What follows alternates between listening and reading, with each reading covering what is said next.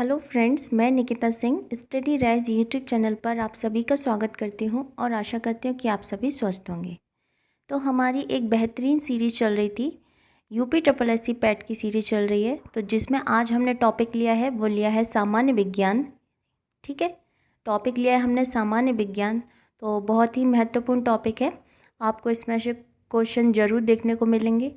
तो चलिए फिर स्टार्ट करते हैं। उससे पहले अगर आप पहली बार चैनल पर आए हैं तो चैनल को सब्सक्राइब करें, बेल आइकन को प्रेस करें जिससे कि वीडियो की नोटिफिकेशन आपको सबसे पहले मिल जाए, और अपने फ्रेंडों के साथ शेयर करें, लाइक करें, कमेंट करें। तो चलिए फिर स्टार्ट करते हैं हमारे पहले क्वेश्चन से। तो हमारा पहला क्वेश्चन है, माप इकाइयों की सीजीएस प्रणाली की निम्नलिखित में से क्या परिभाषा है। ऑप्शन दिए हैं coulomb gauss steradian, celsius grade second, centilitre gallon siemens और सेंटीमीटर ग्राम सेकंड। तो जो इसका सही आंसर है वह है ऑप्शन 4, सेंटीमीटर ग्राम और सेकंड। ठीक है, सीजीएस की होती है सेंटीमीटर ग्राम और सेकंड। इसके अलावा और भी प्रणाली होती हैं, और भी पद्धति होती हैं। एक होती है एफपीएस। ठीक है, तो इसमें होता है फुट, पाउंड और सेकंड। ठीक है, फुट, पाउंड और सेकंड। एक होती है एमकेएस पद्धति। इसमें होती है मीटर, किलोग्राम और सेकंड। मीटर, किलोग्राम और सेकंड। एक होती है एसआई पद्धति। ठीक, एसआई पद्धति, इसमें 7 मूल मात्रक होते हैं। कितने होते हैं? 7 मूल मात्रक होते हैं, जिसमें से पहला होता है मीटर, किलोग्राम, सेकंड, केल्विन, और होता है एम्पियर, कैंडेला और मोल।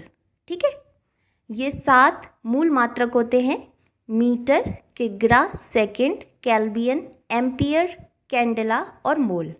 और 2 संपूरक मात्रक होते हैं इसमें, 2 संपूरक मात्रक होते हैं। पहला होता है रेडियन और दूसरा होता है स्टैडियन। ठीक है, रेडियन और स्टैडियन। तो ये हो गया आपका आंसर। तो इसमें है आंसर ऑप्शन 4, सेंटीमीटर ग्राम और सेकंड। ठीक है, चलिए नेक्स्ट क्वेश्चन। प्रतिबल स्ट्रेस की एसआई इकाई क्या है। प्रतिबल यानी स्ट्रेस की एसआई इकाई क्या है। ऑप्शन दिए हैं जूल, पास्कल, वोल्ट या वॉट। तो जो इसका सही आंसर है वह है पास्कल। ठीक है, पास्कल। प्रतिबल की एसआई इकाई होती है पास्कल। तो इसमें देखते हैं स्ट्रेस का फॉर्मूला होता है F/A, यानी बल अपॉन क्षेत्रफल। ठीक, बल अपॉन क्षेत्रफल। तो जो इसका आंसर है वह है पास्कल। ठीक है, इसकी एसआई यूनिट होती है प्रतिबल की पास्कल। नेक्स्ट क्वेश्चन, निम्नलिखित में से किस यंत्र का उपयोग अवशोषित या विकसित ऊष्मा को मापने के लिए किया जाता है। ऑप्शन दिए हैं सिलोमीटर, कोलोरोमीटर, कैलोरीमीटर या क्लोनोमीटर। ठीक है, तो जो इसका सही आंसर है वह है ऑप्शन 3, कैलोरीमीटर।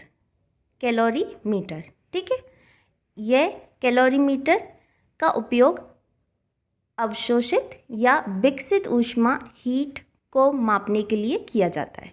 ठीक, तो option 3 is the right answer. Next question है, समय की एसआई इकाई क्या है। समय की यानी टाइम की एसआई इकाई क्या है। ऑप्शन दिए हैं घंटा, सेकंड, मिनट या मिली सेकंड। तो समय की एसआई इकाई होती है वो होती है सेकंड। ठीक है, सेकंड होती है। तो option second is the right answer, second. Next question, dash गतिशील श्यानता की एसआई इकाई है। ऑप्शन दिए हैं न्यूटन प्रति metre, pascal second, newton second प्रति मीटर वर्ग या पास्कल मीटर। तो जो इसका सही आंसर है वह है ऑप्शन 3, न्यूटन सेकंड प्रति मीटर वर्ग। ठीक है, न्यूटन सेकंड प्रति मीटर वर्ग। चलिए नेक्स्ट क्वेश्चन, बिजली के करंट का ऐसा यूनिट क्या है? ऑप्शन दिए हैं वॉट, वोल्ट, कैंडेला या एम्पियर। तो बिजली के करंट का ऐसा यूनिट होता है, वो होता है एम्पियर। ठीक है, एम्पियर। Option 4 ampere. और जो वॉट है उसका मात्रक, ये किसका मात्रक होता है? वॉट। तो ये होता है पावर का मात्रक। ठीक है, पावर का मात्रक होता है वॉट, यानी शक्ति, शक्ति का मात्रक होता है वॉट। और वोल्ट दिया है तो इसका मात्रक होता है, यह मात्रक है, यह किसका है? इलेक्ट्रिक पोटेंशियल, यानी विद्युत विभव। इलेक्ट्रिक पोटेंशियल का मात्रक है वॉट। ठीक है, वोल्ट, सॉरी। फिर दिया है कैंडला, तो ये मात्रक होता है ज्योति तीव्रता का। ज्योति तीव्रता का मात्रक होता है कैंडला। ठीक है, या ऐसे बोलते हैं ल्यूमिनस इंटेंसिटी। Luminous intensity. तो जो इसमें सही आंसर है वह है option 4 ampere. Next question, X-ray की खोज किसने की थी? एक्सरे की खोज किसने की थी? ऑप्शन दिए हैं Galileo Galilei, J Thomson, Edwin Hubble या WC रॉन्टजन। तो जो एक्सरे की खोज की थी वह की थी WC रॉन्टजन ने। ठीक है, WC रॉन्टजन ने। तो ये खोज की थी इन्होंने 1895 में। कब की थी? 1895 में खोज की थी एक्सरे की। और इन्हें भौतिकी में नोबेल पुरस्कार मिला, वो कब मिला? 1901 में। ठीक है, इन्हें भौतिकी में नोबेल पुरस्कार मिला है, वो मिला है 1901 में। ठीक, तो जो इसका सही आंसर है वह है option 4 WC Röntgen. Next question देखते हैं, निम्नलिखित में से किसने प्रोटॉन की खोज की थी? प्रोटॉन की खोज किसने की थी? ठीक, ऑप्शन दिए हैं James Chadwick, John Dalton, Rutherford या यूजिन गोल्डस्टीन। तो जो प्रोटॉन की खोज की थी वह की थी, किसने की थी? रदरफोर्ड ने। ठीक है, प्रोटॉन की खोज की थी रदरफोर्ड ने। और इन्होंने यह सिद्ध किया कि सभी परमाणु में प्रोटॉन होते हैं। ठीक है, इन्होंने क्या सिद्ध किया था? कि सभी परमाणु में प्रोटॉन पाए जाते हैं, प्रोटॉन पाए जाते हैं। इसमें दूसरा ऑप्शन दिया है गोल्डस्टीन। गोल्डस्टीन, इन्होंने कैनाल किरणों या एनोड किरणों की खोज की थी। ठीक है, कैनाल किरणें या एनोड किरणों की खोज की थी, जो धनात्मक आयनों से निर्मित किरण कुंज है। जो धनात्मक आयनों से निर्मित किरण कुंज है। ठीक है, फिर ऑप्शन दिया है चैडविक। तो चैडविक ने न्यूट्रॉन की खोज की थी। चैडविक ने न्यूट्रॉन की खोज की थी। और फिर दिया है डाल्टन। तो डाल्टन की थ्योरी आपने पढ़ी होगी, है ना? डाल्टन की थ्योरी, तो इन्होंने परमाणु की खोज की थी। इन्होंने पदार्थ की रचना संबंधी सिद्धांत का प्रतिपादन किया, जो कि डाल्टन के परमाणु सिद्धांत के नाम से प्रचलित है। ठीक है, डाल्टन का परमाणु सिद्धांत। तो इसमें जो सही आंसर है वह है ऑप्शन 3 रदरफोर्ड। रदरफोर्ड ने प्रोटॉन की खोज की थी। चलिए नेक्स्ट क्वेश्चन पे चलते हैं, विटामिन B2 का रासायनिक नाम क्या है? ऑप्शन दिए हैं थायमीन, रेटिनॉल, एस्कॉर्बिक एसिड या राइबोफ्लेविन। विटामिन B2 का रासायनिक नाम पूछा है, तो इसका रासायनिक नाम होता है राइबोफ्लेविन। ठीक है, राइबोफ्लेविन नाम, रासायनिक नाम होता है B2 का। ठीक, और इसमें B1 का होता है थायमीन, B1 का होता है थायमीन। रेटिनॉल ये है विटामिन A का। ठीक, विटामिन A का रासायनिक नाम है रेटिनॉल। और एस्कॉर्बिक एसिड ये विटामिन C का रासायनिक नाम है। ठीक है, विटामिन C का रासायनिक नाम है एस्कॉर्बिक अम्ल। तो जो इसका सही आंसर है वह है option 4 riboflavin. Next question, electron की खोज का श्रेय किसे जाता है? इलेक्ट्रॉन की खोज का श्रेय किसे जाता है? ऑप्शन दिए हैं Goldstein, J Thomson, James Chadwick या रदरफोर्ड। तो इलेक्ट्रॉन की खोज का श्रेय जाता है, वह जाता है जे थॉमसन को। ठीक है, जे थॉमसन को। इन्होंने ये खोज कब की थी? 1897 में। 1897 में इन्होंने खोज की थी इलेक्ट्रॉन की। ठीक, और इससे पहले तो ये हो ही गए, गोल्डस्टीन ने की थी किसकी? कैनाल किरणों की। जेम्स चैडविक ने की थी न्यूट्रॉन की खोज। ठीक है। चलिए, तो जो इसमें सही आंसर है वह है option second, J Thomson. Next question. अच्छा, इसके बाद कुछ और भी पॉइंट लिए गए हैं, उन्हें देख लेते हैं। तो मैडम क्यूरी ने रेडियम की खोज की थी, ठीक है। मैडम क्यूरी ने रेडियम की, जो क्वांटम सिद्धांत है वह दिया था, किसने दिया था? मैक्स प्लैंक ने। क्वांटम सिद्धांत दिया था मैक्स प्लैंक ने।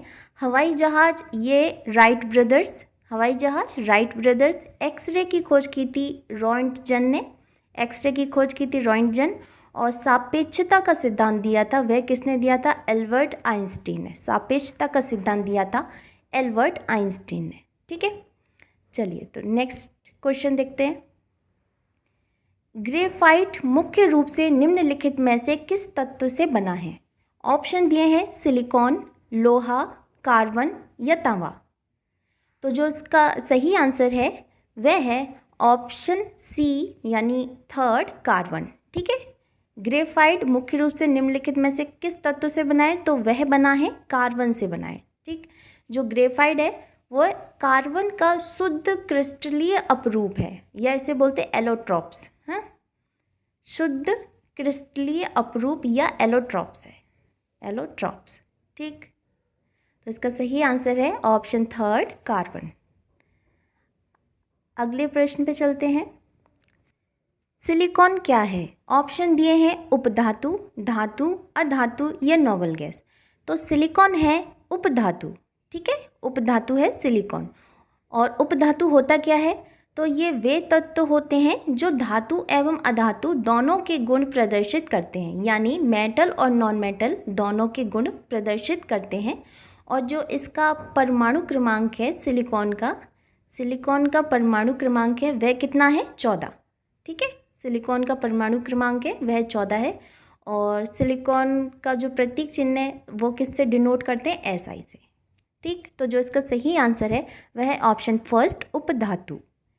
चलिए, अगले प्रश्न पे चलते हैं। जंग लगने पर लोहे का भार बढ़ता है, घटता है, कोई परिवर्तन नहीं होता या परिवर्तन होता है? तो अगर लोहे पे जंग लग जाए तो लोहे का भार बढ़ता है, ठीक है, लोहे का भार बढ़ता है। तो इसमें जो सही आंसर है वह है ऑप्शन फर्स्ट, लोहे का भार बढ़ता है। तो इसमें होता क्या है कि जैसे जंग लग जाती, जंग को बोलते हैं रस्ट, क्या बोलते हैं? रस्ट। तो इसमें लोह ऑक्साइड होता है, ठीक है, लोह ऑक्साइड होता है। जब लोहे में जंग लगता है तो उस लोहे का भार ऑक्सीजन के भार के बराबर बढ़ जाता है, ठीक, जो लोहे में मिश्रित हो जाता है। तो जो इसका सही आंसर है वह है ऑप्शन फर्स्ट, बढ़ता है, ठीक। चलिए, नेक्स्ट क्वेश्चन। निम्नलिखित में से कौन सा कैल्शियम कार्बोनेट का एक रूप है? ऑप्शन दिए हैं वॉशिंग सोडा, बेकिंग सोडा, चूना पत्थर या टेबल सॉल्ट, नमक। तो कैल्शियम कार्बोनेट का एक रूप है वह है चूना पत्थर। क्या है? चूना पत्थर।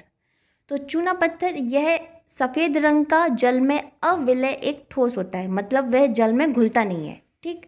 तो कैल्शियम कार्बोनेट मतलब कि CaCO3 को चूने के पानी में कार्बन डाइऑक्साइड गैस प्रवाहित करके बनाया जाता है, ठीक है। और CaCO3 पृथ्वी पर चूना पत्थर, खड़िया, संगमरमर, डोलोमाइट के रूप में प्राप्त होता है, ठीक।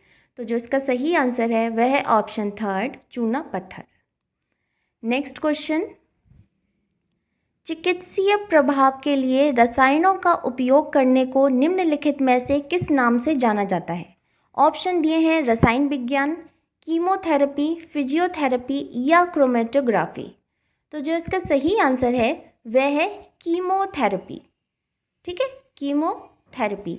अच्छा, इसमें होता क्या है कि यह एक औषधि उपचार है, ठीक है, जो कीमोथेरेपी है यह एक औषधि उपचार है जो कैंसर की कोशिकाओं को नष्ट करने के लिए दिया जाता है, ठीक है, जो कैंसर की कोशिकाओं को नष्ट करने के लिए दिया जाता है। और इसमें और ऑप्शन दिए हैं फिजियोथेरेपी। फिजियोथेरेपी क्या होता है? ये एक फिजिक्स ट्रीटमेंट है। क्या है? Physics treatment. इसमें उपचार की एक अलग पद्धति होती है जिसमें एक्सरसाइज, हाथों की कसरत, पेन रिलीफ मूवमेंट के द्वारा दर्द को दूर किया जाता है, ठीक है ना। तो जो इसका सही आंसर है वह है ऑप्शन सेकंड, कीमोथेरेपी। चलिए नेक्स्ट क्वेश्चन, वह तत्व जो रक्त में नहीं पाया जाता। ऑप्शन दिए हैं लौह, तांबा, क्रोमियम, मैग्नीशियम। तो जो रक्त में नहीं पाया जाता वह नहीं पाया जाता क्या, क्रोमियम। क्रोमियम रक्त में नहीं पाया जाता, लौह भी पाया जाता है, तांबा भी पाया जाता है और मैग्नीशियम भी पाया जाता है। तो जो इसका सही आंसर है वह है option third, chromium. Next question, रक्त लाल दिखाई देने का कारण होता है। रक्त क्यों लाल दिखाई देता है, क्या कारण है इसका। तो ऑप्शन दिए हैं हीमोग्लोबिन के कारण, प्लाज्मा के कारण, कतिपय स्रावों का होना या लोहिताणु। तो जो इसका सही आंसर है वह है हीमोग्लोबिन। हीमोग्लोबिन के कारण रक्त हमें कैसा दिखाई देता है, लाल रंग का दिखाई देता है। ठीक, चलिए नेक्स्ट क्वेश्चन, जल में घुलनशील विटामिन है। जल में घुलनशील विटामिन है, कौन से हैं। ऑप्शन दिए हैं डी, ई, के, बी। तो जो जल में घुलनशील विटामिन है वह दो होते हैं, एक होता है बी और एक होता है सी। तो जल में दो घुलनशील विटामिन है, एक बी और एक सी। ठीक है, और एक होता है बसा में घुलनशील विटामिन और एक होता है जल में घुलनशील विटामिन। तो जो बसा में घुलनशील विटामिन है वह होता है कीड़ा, ऐसे याद कर लो, कीड़ा। तो यानी विटामिन के, vitamin E, vitamin D, vitamin A, ये सारे बसा में घुलनशील विटामिन हैं और जो जल में घुलनशील विटामिन है वह है विटामिन बी और विटामिन सी। ठीक है, तो जो इसका सही आंसर है वह है option four, vitamin B. Next question, बादाम कौन से विटामिन में समृद्ध होते हैं। ऑप्शन दिए हैं vitamin C, vitamin A, vitamin E या विटामिन डी। तो इसका जो सही आंसर है वह है विटामिन ई। ठीक है, विटामिन ई। तो इसमें विटामिन ई की मात्रा लगभग कितनी होती है, 37%। 37% होती है बादाम में विटामिन ई की मात्रा, और इसमें मैग्नीज, मैग्नीशियम प्रचुर मात्रा में पाए जाते हैं। ठीक है, मैग्नीज और मैग्नीशियम प्रचुर मात्रा में पाए जाते हैं। तो जो इसका सही आंसर है वह है option third, vitamin E. Next question, चेचक स्मॉल पॉक्स का रोग कारक जीव कौन सा है। ठीक, ऑप्शन दिए हैं रुबेला विषाणु, वेरिसेला विषाणु, इबोला विषाणु या साइटोमेगालो वायरस। तो जो इसका सही आंसर है वह है वेरिसेला विषाणु। ठीक है, वेरिसेला विषाणु। चेचक को छोटी माता या स्मॉल पॉक्स कहते हैं, कहा जाता है। ठीक है, और यह एक विषाणु जनित रोग है। कैसा रोग है, विषाणु जनित रोग है। ठीक है, विषाणु जनित रोग है। चेचक का रोग कारक जीव है वह कौन सा है, वेरिसेला विषाणु। ठीक है, वेरिसेला विषाणु। तो option second is the right answer, varicella विषाणु। नेक्स्ट क्वेश्चन है, दूध को दही के रूप में खट्टा करना इसका एक उदाहरण है। ऑप्शन दिए हैं साबुनीकरण, किण्वन, एस्टिकरण या इनमें से कोई नहीं। तो जो इसका सही आंसर है वह है किण्वन। ठीक है, किण्वन। दही एक प्रमुख दुग्ध उत्पादक है। ठीक है, इसमें लैक्टोबैसिलस नामक बैक्टीरिया दूध में मौजूद लैक्टोज को किण्वन यानी फर्मेंटेशन करके उसे लैक्टिक एसिड में परिवर्तित कर देता है। ठीक है, जो दूध के प्रोटीन की प्रतिक्रिया करके इस दही के रूप में बदल देता है। जो दूध के प्रोटीन की प्रतिक्रिया करके किसको, दही के रूप में बदल देता है और दही को खट्टा स्वाद प्रदान करता है। ठीक है ना, खट्टा स्वाद प्रदान करता है। तो जो इसका सही आंसर है वह है ऑप्शन सेकंड, किण्वन। नेक्स्ट क्वेश्चन, सिरके में निम्न में से कौन सा अम्ल पाया जाता है। ऑप्शन दिए हैं lactic acid, citric acid, malic acid या एसिटिक एसिड। तो जो सिरका है उसमें एसिटिक एसिड पाया जाता है। ठीक है, एसिटिक अम्ल, एसिटिक एसिड पाया जाता है। और इसमें ऑप्शन दिए हैं तो उनको देख लेते हैं। तो ये जो सिट्रिक अम्ल है ये नारंगी, संतरा और नींबू में पाया जाता है। किसमें, नारंगी, संतरा, नींबू में पाया जाता है। ठीक है, और सेब में पाया जाता है मैलिक एसिड। सेब में पाया जाता है मैलिक एसिड। और लैक्टिक एसिड ये होता है दही में, दही में या खट्टे दूध में, ठीक है, खट्टे दूध में। तो जो इसका सही आंसर है वह है option 4 acetic acid. Next question, पीतल मिश्रण है, ऑप्शन दिए हैं टिन और तांबा, टिन और जस्ता, टिन तांबा जस्ता और जस्ता और तांबा। तो जो पीतल मिश्रण है वह किसका है? जस्ता और तांबे का, ठीक है, जस्ता और तांबे का मिश्रण है पीतल, ठीक है। जस्ता होता है, क्या होता है? जिंक, जस्ता बोलते हैं जिंक, और तांबा कॉपर। तो ये कॉपर और जिंक का मिश्रण है, क्या है? पीतल। Option 4 is the right answer. Next question, 18 carat सोने में तांबा या चांदी जैसी अन्य धातुओं का कितना प्रतिशत होगा? ऑप्शन दिए हैं 18%, 25%, 2% या 5%। तो होता क्या है कि इसमें 24 कैरेट जो गोल्ड होता है, 24 कैरेट गोल्ड वह होता है शुद्ध सोना, ठीक है। 24 कैरेट सोना होता है, शुद्ध होता है, जिसमें कोई भी अशुद्धि मिली नहीं होती है, ठीक। और जो 18 कैरेट सोना होता है उसमें 75% सोना होता है, यानी गोल्ड। और जो अन्य है, जो कितना बचा? 75 और 25% बचा। तो जो 25% बचा उसमें धातु कोई भी हो सकती है, जैसे तांबा, चांदी। तो 25% ये अन्य धातु मिली होती है, ठीक है। तो जो इसका सही आंसर है वह है ऑप्शन बी 25%, ठीक है। 25% अन्य धातुओं का प्रतिशत होता है। चलिए नेक्स्ट क्वेश्चन, निम्नलिखित में से कौन सा विकल्प लेड का चिन्ह है? ऑप्शन दिए हैं KPBAUNA, ठीक। तो लेड का जो चिन्ह होता है वह होता है PB, ठीक है। लेड को हम कैसे लिखते हैं? PB, ये इसका प्रतीक चिन्ह होता है, ठीक। और इसमें जो इसका परमाणु क्रमांक होता है वह कितना होता है? 82, 82, परमाणु क्रमांक 82। अच्छा, इसमें दिया है के मतलब होता है पोटेशियम, ये प्रतीक चिन्ह है सबके। तो के होता है पोटेशियम, AU होता है गोल्ड, सोना, ठीक है, AU होता है गोल्ड, और Na होता है सोडियम, Na होता है सोडियम। तो जो इसका सही आंसर है वह है option second PB। Next question, dynamite का आविष्कार किसने किया था? डायनामाइट का आविष्कार किसने किया था? ऑप्शन दिए हैं बेकलैंड, अल्फ्रेड नोबेल, एवोगैडो या बेयर। तो जो डायनामाइट का आविष्कार किया था वह किसने किया था? अल्फ्रेड नोबेल ने, ठीक है, अल्फ्रेड नोबेल ने। ये एक प्रसिद्ध स्वीडिश वैज्ञानिक थे और इन्होंने कब किया था? ये 1866 में डायनामाइट का आविष्कार किया तथा 1867 यानी 1867 ईस्वी में इसका पेटेंट ले लिया, ठीक है। जो इसका सही आंसर है वह है option second Alfred Nobel. Next question, जल चक्र में बादलों का गठन निम्नलिखित में से किस प्रक्रिया द्वारा होता है?